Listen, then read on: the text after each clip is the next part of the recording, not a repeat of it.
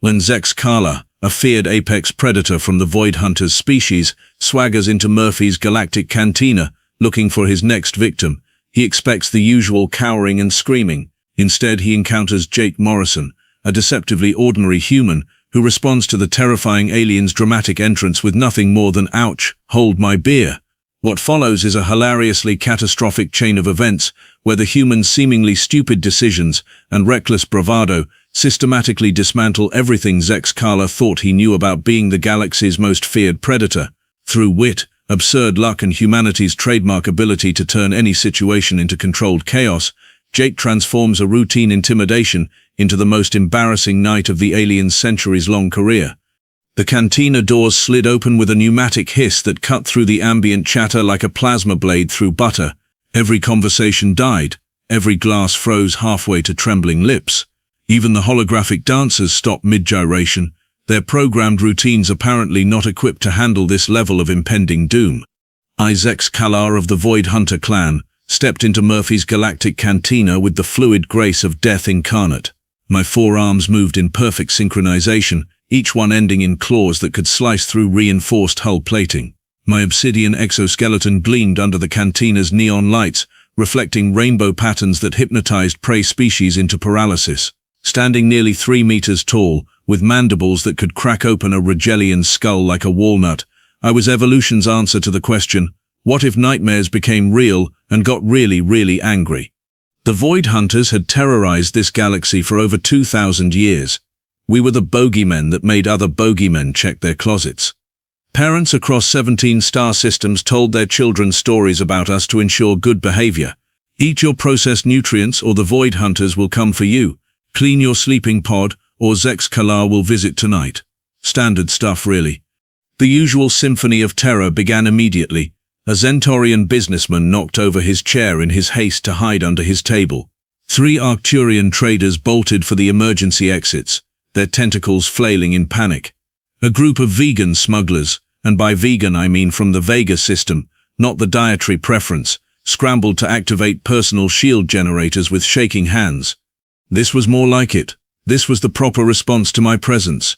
Fear, terror, the delicious aroma of panic pheromones filling the air. I inhaled deeply, savoring the moment. My compound eyes scanned the room for the perfect victim, someone isolated, preferably wealthy, definitely terrified. That's when I noticed him. In the far corner, sitting alone at a booth with a half-empty bottle of what appeared to be Terran beer, was a human. A perfectly ordinary, unremarkable human. Brown hair, average height, wearing some sort of primitive fabric clothing. He looked up as I entered, made what I can only describe as a mildly annoyed expression, and said, "Ouch." Ouch? That was it. Not a scream, not a prayer to whatever deity humans worshipped, not even a whimper, just ouch, like I had stepped on his toe instead of dramatically entering his death scene. But it got worse. Oh, by the 7 moons of Craxus, it got so much worse. The human, this insignificant soft-skinned creature, looked directly at me with those tiny predator-forward eyes that humans possessed, and said, "Hey buddy, could you hold my beer? I think I'm gonna sneeze, and I don't want to spill this." Hold his beer. He wanted me, Zex'kalar the Soul Render, terror of the Outer Rim, harvester of 1,000 screams, to hold his alcoholic beverage because he might expel air forcefully through his nasal passages. I stood there, all 3 meters of apex predator, 4 arms slightly raised in what should have been an intimidating combat stance, mandibles clicking in what should have been a bone-chilling threat display, and this human was treating me like a coat rack. Every other patron in the cantina had either fled or was currently pretending to be furniture. The bartender, a 6-armed Klaxonian, had ducked behind his counter and was probably updating his will. Even the security droid had powered down rather than deal with me. But this human, this impossible, logic-defying human, was sitting there like I was just another customer who happened to be tall enough to reach the high shelves. Seriously, though, he continued, completely oblivious to the fact that he should have been dead 3 sentences ago, this is good beer, and I'd hate to waste it. You look like you've got steady hands, well, claws, whatever those are. For the first time in my 237 years of existence, I was experiencing something I had never felt before. It wasn't fear. Void Hunters don't do fear. It wasn't confusion. We're apex predators. We understand everything worth understanding. It was something else entirely. Something that made my mandibles twitch involuntarily and my tail spines flutter in a most undignified manner. I was experiencing what humans would call being completely flummoxed. This wasn't in any of the tactical manuals. Fine. Clearly this human was either incredibly brave or monumentally stupid. In my extensive experience, those two traits were often indistinguishable until after the screaming stopped. I decided to approach his table and clarify which category he fell into. Spoiler alert, it was going to be the dead category regardless. I began my approach, each step calculated for maximum psychological impact. My claws clicked against the metal floor in a rhythm that had once made an entire Korellian battle fleet surrender without firing a shot. My forearms moved in the traditional Void Hunter intimidation pattern, a hypnotic weaving that triggered primal fear responses in 97% of known species. The human looked up from his beer bottle, squinted slightly, and said, "Whoa there, big guy, you're making the whole floor shake. My beer's getting all foamy." My beer's getting foamy. The apex predator of the galaxy was apparently a walking carbonation device. "You dare," I began, my voice a low rumble that could shatter glass and had once caused a small moon to evacuate. "Hold up," Jake interrupted, raising one hand while still gripping his beer with the other. "Before you start with the whole menacing speech thing, could you just grab this for like 30 seconds? I really do need to sneeze, and this bottle cost me 8 credits. That's like, well, it's 8 credits I don't want to waste." He held out the beer bottle toward me. Actually held it out, like I was some sort of beverage holding service. From somewhere behind me, I heard a snicker, then another. I turned my massive head to see who dared mock this moment, and that's when I noticed something that made my exoskeleton crawl with indignation. The other patrons weren't fleeing anymore. They were watching. Worse than that, they were gathering around, and some of them were exchanging what appeared to be currency. 10 credits says the human makes it past the first threat, whispered a delirium merchant to his companion. 20 says he asks the Void Hunter to do something even more ridiculous, replied a grizzled Martian prospector. 50 credits says this ends with property damage, chimed in Murphy himself, the establishment's owner, a massive Ursoid who was apparently more interested in entertainment value than customer safety. A betting pool. They were running a betting pool on my intimidation attempt, on me, Zex'kalar the Soul Render. "Come on, man," Jake continued, completely oblivious to the gambling syndicate forming around us. "Look, I get it. You're big, scary, probably eat people for breakfast. Very impressive. But right now I'm asking nicely, could you please hold my beer?" The please was what did it. He said please. Like we were friends. Like I hadn't just entered this establishment with the express purpose of adding his screams to my collection. I found myself staring at the brown bottle extended toward me. It was such a simple request. Such a normal, everyday thing. The kind of favor you'd ask a friend, or a helpful stranger, or apparently a 3-meter-tall nightmare creature with enough firepower to level a city block. "I don't hold things," I managed, my voice lacking its usual bone-chilling authority.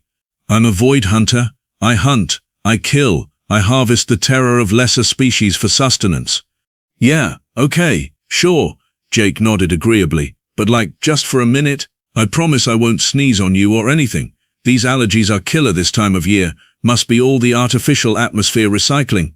Allergies. He was worried about allergies.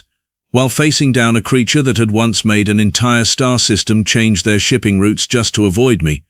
The betting pool was growing louder. Someone had apparently started taking odds on whether I would actually take the beer.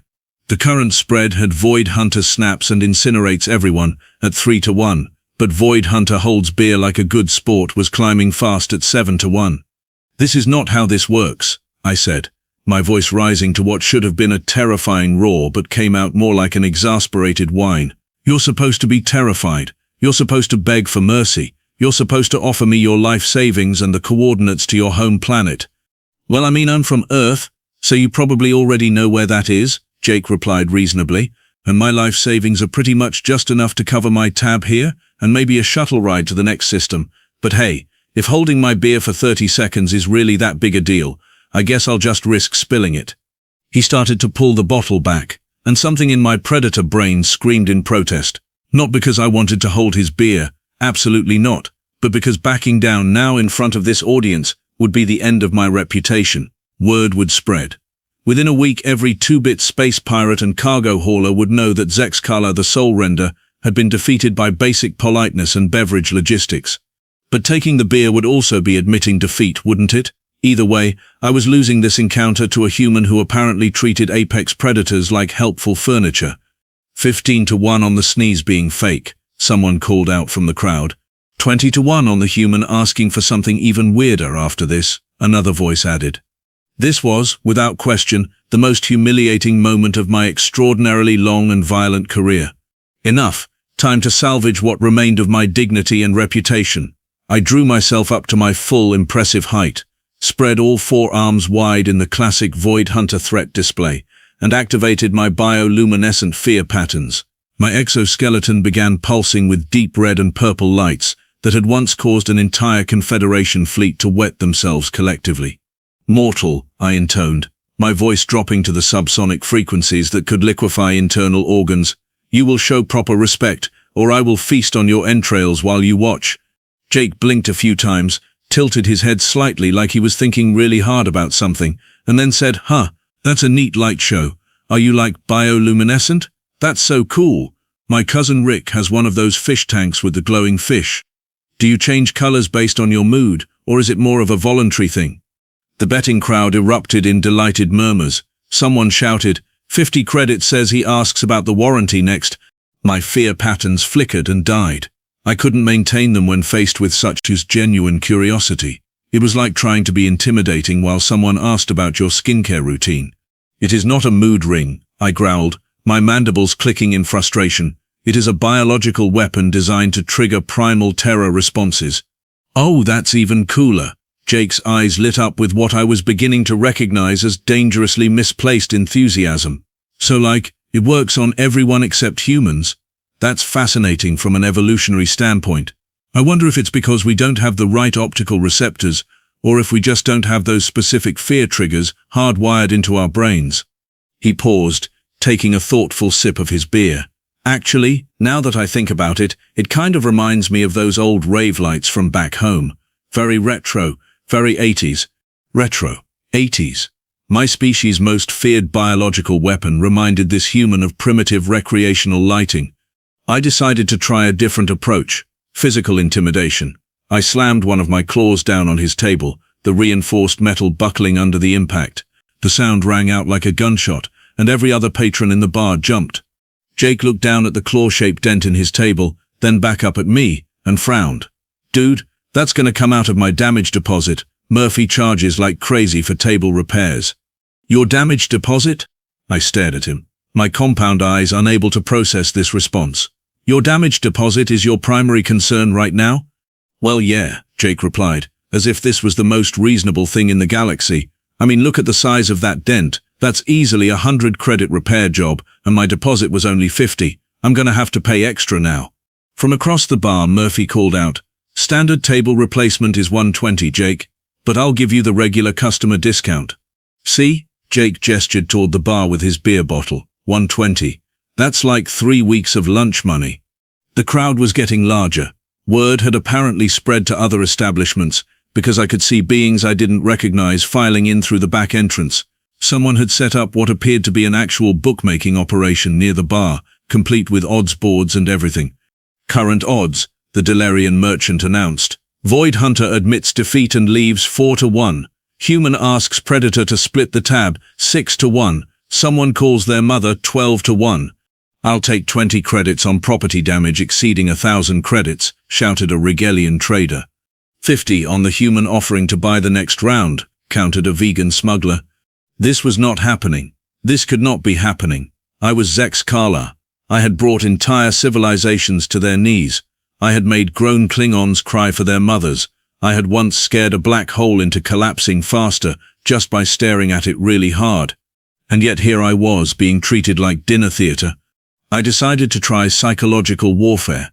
"Human," I hissed, leaning down so that my massive head was level with his. "Do you know what I am? Do you understand what I am capable of?" Jake nodded seriously. "Oh yeah, you're definitely some kind of apex predator species. Probably evolved from something that ate bigger things than itself. Classic intimidation displays, biological weapon systems, the whole package. He took another sip of beer. But here's the thing that's been bugging me. He paused, and for a moment, I thought he was finally going to show proper fear. Your species name. Void hunters, right? That's what everyone's been whispering. But like, what do you actually hunt in the void? Because space is mostly empty. Are you hunting dark matter, cosmic radiation, really spread out gas clouds? The question was so unexpected, so genuinely curious, that I found myself actually considering an answer. We hunt other species. We travel through the void between stars to find prey. Oh, Jake nodded like this made perfect sense. So you're more like void travelers who hunt stuff rather than hunters of actual void. That makes way more sense. Although void travelers who hunt stuff is kind of a mouthful for a species name, I can see why you went with the shorter version. Someone in the crowd started a slow clap. Others joined in. Within seconds, the entire cantina was applauding my apparent defeat at the hands of basic semantic analysis. Ladies, gentlemen, and assorted beings, Murphy announced from behind the bar. I think we have a winner. But Jake wasn't done. Oh no. Jake was just getting started. Actually, he said, raising his hand like he was in some sort of educational seminar, I've got another question. This whole intimidation thing you're doing, and don't get me wrong, it's very impressive, but has it ever occurred to you that it might be more effective if you actually followed through occasionally? Like right now you've made a bunch of threats, but you're not actually doing any hunting or soul rendering or whatever it is you do. It's kind of like false advertising. And that's when I realized something that chilled my exoskeleton to its core. The human was right. When was the last time I had actually followed through on a threat? The existential crisis was interrupted by Jake suddenly perking up and looking toward the cantina's entrance. Oh hey, there's Tommy and Rick. Perfect timing. He waved enthusiastically at two other humans who had just walked in, both carrying what appeared to be tool cases and wearing identical expressions of resigned acceptance. Jake, called the taller one, presumably Tommy, please tell me you haven't started another interdimensional incident, or adopted another stray alien, added Rick, who was shorter but somehow managed to radiate even more exasperation than his companion. No, nothing like that, Jake replied cheerfully. I just asked this nice gentleman to hold my beer while I sneeze, but he's being weird about it. Nice gentleman, he had just called me, Zex'kalar the Soul Render, a nice gentleman. Tommy surveyed the scene. The massive crowd, the betting operation, me looming over their friend like a monument to violence, and sighed deeply. Jake, that's a void hunter. Yeah, I know, isn't that cool? I was just asking him about his species name and whether he's actually hunted anything recently. Rick dropped his tool case with a clang. You asked a void hunter about his employment history? Well, when you put it like that, it sounds bad, Jake admitted. It is bad, both humans said simultaneously. This was fascinating. These were clearly Jake's packmates, and they seemed to understand that he was in mortal danger. Finally, some proper fear response from humans. I straightened up, ready to accept their terror and pleas for mercy. Instead, Tommy walked over and said, sorry about him, he does this. Last week, he asked a Sith Lord about his skincare routine. In my defense, Jake protested, his complexion was flawless. I had questions. Rick was pulling equipment out of his case with practiced efficiency. Tommy, grab the emergency kit. I'll set up the containment field. Containment field? I interjected, my voice climbing higher than was dignified for an apex predator. What containment field? Oh, that's for after, Jake explained helpfully. They always bring cleanup supplies now, ever since the thing with the quantum pirates. What thing with the quantum pirates? I found myself asking, against every instinct telling me that I didn't want to know. Long story, Rick called out while assembling what appeared to be some sort of portable shield generator. Short version, Jake tried to help them with their navigation problem. I fixed their navigation problem, Jake protested. You sent them to the Crab Nebula, Tommy shot back while unpacking medical supplies. Do you know what's in the Crab Nebula, Jake? Crabs. Temporal anomalies. They've been stuck in a Tuesday for 3 months. I stared at this human who had somehow trapped pirates in a temporal loop while trying to be helpful. You broke time? Only a little bit, Jake said defensively, and only for them. Everyone else's time works fine. The betting crowd had gone silent, watching this exchange with the fascination of beings witnessing a disaster in slow motion. The odds boards were being updated frantically. New category, the Delarian bookie announced. Void hunter flees in terror of human competence. Even money. That's when Jake finally stood up, still holding his beer. Anyway, sorry about all this. I really do need to sneeze now, so if someone could just... He looked around, spotted me still looming there like an indecisive statue, and shrugged. You know what? Close enough. He thrust the beer bottle directly into my lower left hand. I caught it reflexively. The moment my claw closed around the bottle, several things happened simultaneously. First, Jake sneezed. It was not a delicate human sneeze. It was the kind of sneeze that registered on seismic equipment, the kind that made nearby birds migrate early, the kind that briefly altered the cantina's atmospheric pressure. Second, the force of his sneeze caused him to stumble backward directly into Tommy, who was carrying an armload of medical equipment. Third, Tommy crashed into Rick, who was in the middle of calibrating his containment field generator. Fourth, Rick's equipment exploded, not violently, more like a disappointed pop, but it released a cloud of what appeared to be glittery smoke that immediately made everyone in a 10-meter radius start giggling uncontrollably. Fifth, the giggling gas reached me.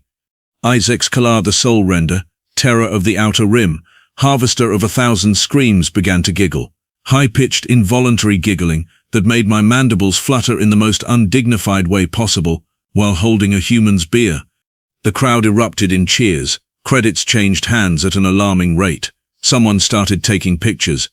Oh, that's just the mood enhancement particles, Jake explained, his voice slightly muffled because he was still sneezing intermittently. Rick uses them for calming down hostile situations. Side effect is uncontrollable happiness, should wear off in about an hour. I tried to stop giggling. I tried to drop the beer bottle.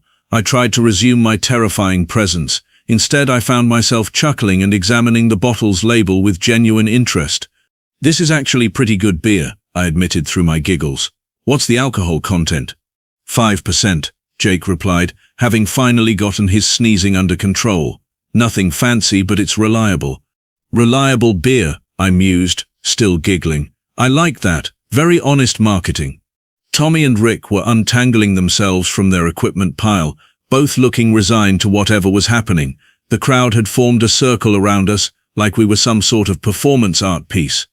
So, Jake said, reclaiming his beer from my unresisting claw, want to grab a table? You seem like you've got some interesting stories, and I've got questions about this whole soul harvesting business model. Is it sustainable? Do you have to file environmental impact reports? And because I was still under the influence of weaponized happiness particles, I found myself saying, you know what? Sure, but I'm buying the first round. The crowd exploded in celebration. Someone started chanting my name. The Delurian bookie threw his hands up in defeat. I had become the entertainment, and somehow I was okay with that. The mood enhancement particles were just beginning to wear off when the Korellian Mercenaries walked in. There were 6 of them, each one built like a mobile weapons platform, with anger management issues. They wore the distinctive black armor of the Dread Fleet, and their leader had enough scars to qualify as a topographical map of violence. They surveyed the cantina with the professional interest of beings who turned property damage into an art form. Well, rumbled their leader, his voice like gravel in a cement mixer. If it isn't the mighty Zex'kalar, reduced to sharing drinks with prey species. The giggling stopped, the betting stopped. Even the holographic dancers powered down out of respect for impending carnage. My reputation, here was a chance to salvage what remained of my fearsome image. I stood to my full height, my claws extending, my mandibles clicking in anticipation. Orcs the brutal, I acknowledged. Still compensating for your inadequacies with oversized weaponry, I see. Still hiding behind threats instead of action, Orcs replied, his hand moving to his plasma cannon. Perhaps it's time someone showed these soft skins what real predators look like. Perfect. A proper fight. Traditional violence. Something I understood and excelled at. I could redeem myself here, show everyone that... Excuse me, Jake interrupted, standing up from our table with his beer in hand. Are you guys here to cause trouble? Because if so, could you maybe wait like 10 minutes? I just ordered nachos and they're supposed to be really good here. Orcs stared at him. All 6 mercenaries stared at him. I stared at him. The entire cantina held its breath. Did this meatbag just ask us to postpone a massacre for snack food? Orcs asked, his voice deadly quiet. Well, yeah, Jake replied reasonably. I mean, I get it. You've got your whole intimidation thing to do, and that's fine. But nachos only stay crispy for so long, you know. Food science. Tommy groaned and put his head in his hands. Jake, please don't. Don't what? Jake asked innocently. Don't whatever it is you're about to do, Rick added, already reaching for his emergency kit. But it was too late. Jake had that look in his eyes, the same look he'd had when asking me about soul harvesting sustainability.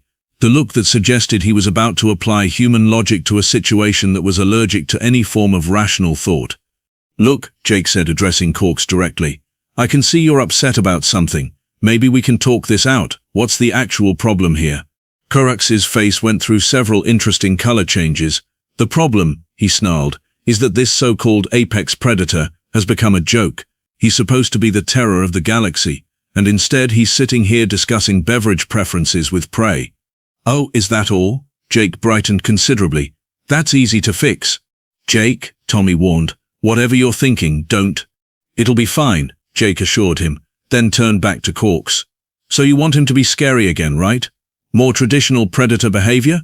Obviously, Korks replied, though he seemed confused by the direction of the conversation. Great, Zex, buddy. Could you do me a favor and terrify these guys? I blinked all 14 of my eyes. What? You know, the fear patterns, the mandible clicking, the whole soul harvesting speech, give them the full experience. They clearly want the authentic Void Hunter treatment. The request was so bizarre that I found myself actually considering it. You want me to intimidate them because they asked? Exactly. Customer service. Korks was beginning to look as confused as I felt. This is not how mercenary confrontations work. Maybe not, Jake admitted, but think about it. You came here for a fight, right? Zex here needs to practice being scary again. I need to eat my nachos in peace. This is a win-win-win situation. There are only 3 parties involved, Rick pointed out weakly. The nachos are the third party, Jake explained patiently. That's when Korks made his first mistake. He laughed, not a pleasant laugh, a harsh, mocking sound that suggested he thought this was all very amusing. That's also when he made his second mistake. He drew his plasma cannon. And that's when Jake made what should have been the final mistake of his short life. He stepped directly between the weapon and me. Whoa there, big guy, Jake said, raising his hands peacefully. No need for weapons. This is a friendly establishment. How about we settle this with something more civilized, like a drinking contest? A drinking contest? Korks repeated slowly. Sure, traditional Korellian rules. Winner takes all. Loser buys the next round and apologizes to Murphy for the trouble. I watched in fascination as Jake somehow turned a potential massacre into a social event. The betting crowd perked up immediately, sensing new opportunities for profit. But Korellians weren't known for their reasonable nature. Korks raised his weapon, pointing it directly at Jake's chest. How about I just vaporize you instead? That's when something extraordinary happened. Jake sighed, looked directly at the plasma cannon, and said, Okay, but could you hold my beer first? The Cantina erupted. Not in violence, though that came later, but in laughter, genuine, helpless, uncontrollable laughter. The joke had become a legend in real time. Someone in the back started chanting, Hold my beer, hold my beer. Others joined in. Within seconds, the entire establishment was chanting it like some sort of religious mantra. Korks, confused and increasingly angry, made his third and final mistake. He fired. The plasma bolt streaked toward Jake, who was still standing there holding out his beer bottle with a patient expression. And then Tommy tackle-hugged his friend out of the way. The plasma bolt struck Rick's emergency containment unit, which exploded in a shower of sparks and released what appeared to be industrial-strength adhesive foam throughout the cantina. In the space of 3 seconds, everyone except the humans was stuck to something. Korks found himself glued to the ceiling. His mercenaries were cemented to chairs, tables, and in one case each other. I was firmly attached to the floor in what I had to admit was a rather undignified pose. Jake stood up, brushed foam off his jacket, and surveyed the scene with mild satisfaction. Well, that worked out better than expected. It took Murphy and his staff 47 minutes to dissolve enough adhesive foam for everyone to move again. During that time, Jake's nachos arrived, and he thoughtfully shared them with anyone who could reach from their current position. I spent most of that time contemplating my life choices while glued to the floor at a 90-degree angle. When I was finally freed, my exoskeleton was covered in foam residue. My dignity was in shambles, and my reputation lay in ruins around my feet like the fragments of a shattered weapon. The other patrons were giving me sympathetic looks. Sympathetic, me, a void hunter, receiving pity from prey species. Orcs and his mercenaries had managed to extract themselves and were making their way toward the exit with as much dignity as beings covered in industrial adhesive could muster. As they passed our table, Orcs paused and looked directly at Jake. "Human," he said, his voice carrying a note of something that might have been respect. "You are either the bravest being I've ever encountered or the most dangerously insane." Jake looked up from his nachos, considered this for a moment and replied, "Can't it be both?" Korellian actually smiled, a terrifying expression on a Korellian face, but somehow genuine. "Yes," he said quietly, "I believe it can be." After they left, the cantina slowly returned to its normal levels of controlled chaos. The betting pools closed out, with most of the winners choosing to buy rounds for the house rather than collect their winnings. The story was already spreading through the subspace communication networks, growing and mutating with each retelling. I sat across from Jake, nursing a Regalian ale that tasted like defeat, and wondering how I was going to explain this to my clanmates back home. "So," Jake said, dipping another nacho chip into what appeared to be molten cheese, "this was fun. We should do it again sometime." "Do it again." I stared at him. "Jake, do you understand what happened here tonight?" "Sure," he replied cheerfully. "We had drinks, met some interesting people, solved a conflict without anyone getting seriously hurt, and I got to try these nachos, which are amazing by the way. Want some?" He held out the plate toward me. After everything that had happened, sharing nachos seemed like the least insane thing I could do. I took one and discovered that they were, indeed, quite good. "Jake," I said slowly, "you have just accomplished something that no being in recorded galactic history has ever done." "What's that?" "You have made a void hunter question everything he thought he knew about the natural order of the universe." Jake brightened. "Really? That's so cool. I've never made anyone question the natural order before. Well, except for that thing with the quantum pirates. But that was more of an accident. Most of your accomplishments seem to be accidents." "Yeah, but they're happy accidents," Jake replied, borrowing a phrase that I would later learn was from an ancient earth painter, the best kind.